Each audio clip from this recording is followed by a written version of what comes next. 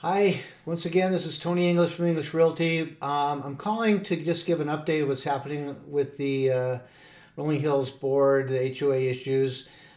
First off, disclaimer, this is not an official HOA sanctioned video. I'm just talking on my own behalf. When I ran for office, I promised to keep everybody updated on what's going on. It's really hard to go to those meetings, they're long and grueling. So I just thought I'd give you a synopsis of the issues with the neighborhood right now. Um, so they're getting on the board really was quite an eye-opening experience.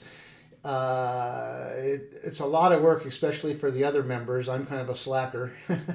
But we have a really, really great board of directors right now. We've inherited some issues that we've had to try and figure out a way to solve. And so it's been kind of amazing. We did a study on our budget and looking to the future, and the professionals came back with the report that we're about 23% funded, and we should be closer to 100% funded for the future.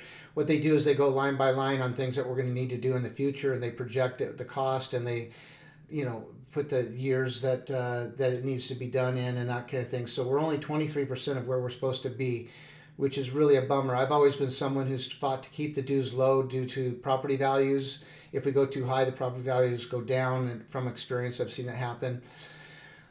But once getting on the board and seeing the issues, we have some challenges that we're doing. Now, the first line of defense, which has been amazing, is looking to cut costs. And so we've done some sort of surveillance and closer looking at the vendors and what they're doing, and it's been shocking to find, I don't want to say cheating, but taking advantage of our good intentions. Let's put it that way.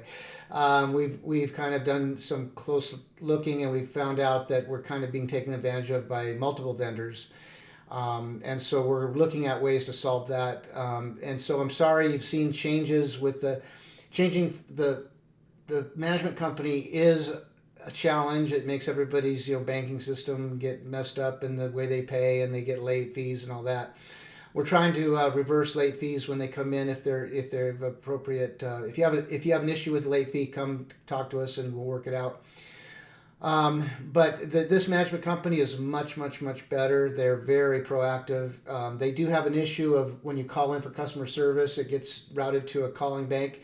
But I'm going to put Danielle's phone number up here, and if you call the property manager directly when you have an issue, you'll get a lot better response. She's very, very good. She's busy as heck because there's a lot of issues we're working on all at once. We threw a lot of stuff at her, and she's knocking them out of the park each time. So it's pretty amazing. So one of the first big issues that we have is the past. We spent too much money on the pool and that kind of thing, so we're out of money.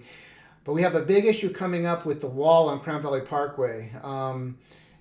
The quotes to get that wall fixed, it's falling apart down there. It's an eyesore. Are huge. I don't even want to say how much, but they're really, really huge. They would ruin our association if we had to pay it. We've hired a survey company, and we're making a case for getting the city to pay their share of that, probably, which is the bulk of it, if not all of it, to replace or take out the wall. It's a convoluted story, but we have a good argument to fight with the city or to negotiate with the city to get them to cover that wall. So I'll keep you updated on that. What we're going to do too is we're going to push out the election till March 27th. What's happened every time during the election here, it's during the holidays and people don't respond. And last time we missed a quorum by one vote. So I think if we push it out legally, we can push it a couple months. So we're going to go March 27th for the election. So watch for that. Let me make a case for, I'm not running this time, but Chris and Rachel are running, and they are awesome. I can't even exaggerate how hard they work. Chris has been fighting for every dollar, and I could give you specific examples if I had more time, but one bill was $11,000, he got down to $2,000. One was $5,000, he got down to $100. He works like a full-time job at this, and he's really, really, we need to save money because we're going crazy. I'm going to the Multnomah Water District, and I'm working with them on trying to get a better water efficiency because our water bill is like 50 grand a year. So we're trying to figure out ways to lower our water bill. Rachel has been working on all the community events. She's doing a great job. Cami is an engineer, civil engineer, and he's really doing a great job of getting us planned for the future of the streets, which is very important because that's going to be our biggest financial burden. And Brian has saved us a lot of money by he's a CPA, Brian Mashenko, and he's been working with our financial side and correcting mistakes and also investing our money in a better position. So I'm so proud of this board. They're doing such a great job, and I hope that when the election comes, you guys pay attention to who's running, because I think Chris and Rachel really deserve to be reelected if they run again. I hope and pray that they run again. Rolling Hills is unique. It's a beautiful community because we have I think it's 48 acres of green space, and so that's what makes it so unique. Look at all the tracks around Laguna Niguel, San Clemente. It's all just cookie cutter suburbia.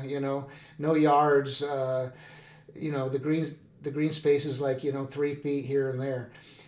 We have acres and acres of green space and a couple parks, and it's just an amazing, great neighborhood, and the values are going to keep going up. But we need to maintain the green space, and that's the problem.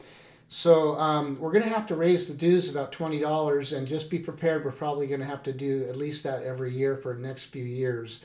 So I apologize to people on a fixed income. I know it's really hard, but we're going to need to do it just to keep financially responsible.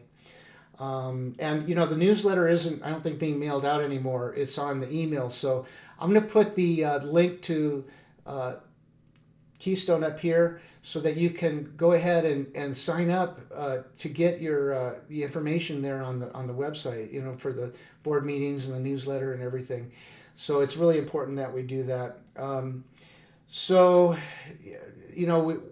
People are complaining that we're changing vendors, but I just want you to understand there's a really, really, really good reason that we're changing vendors. And it's a complicated thing because there's certain services that are available here, not there, and we gotta analyze it.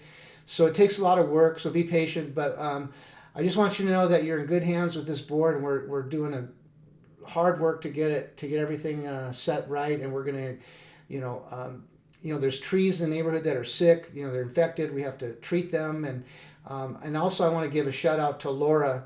She's the head of the the landscape committee. And boy, she is a workhorse. She's from New York, and she kicks ass and takes names when she needs to, and she's doing a great job for us. And her and Al. So anyway, if you have any questions, always feel free to call me. And also, I please ask you to share this video to anybody who's not on my list, because I only have some emails here in Rolling Hills. I want everybody to know what's going on. So if you can send it to anybody you know that's in Rolling Hills, that would be great. So looking forward to calling you and talking to you. And if you ever need any real estate advice of any kind, even if there's no benefit to me, I love helping. So give me a call anytime, and I look forward to talking to you.